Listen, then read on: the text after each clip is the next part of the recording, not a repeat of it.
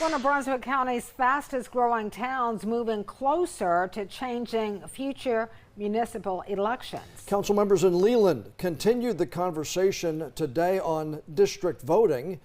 WECT's Mackenzie Bruns heard that discussion. Mackenzie, did they make any progress at all? John, Council reached a consensus today to bring in a third-party expert and hold a public workshop on creating voting districts. But the idea is already sparking debate.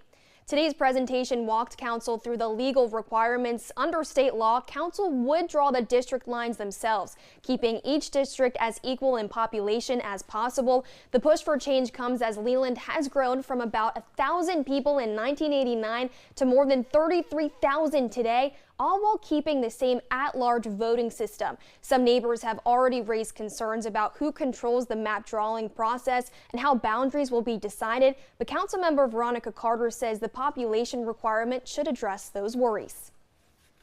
If the lines are drawn based on population and they roughly are the same sizes, I personally don't see what the problem is. The town hasn't set a date for the public workshop, but we'll let you know when they do. Mackenzie Bruns, WECT.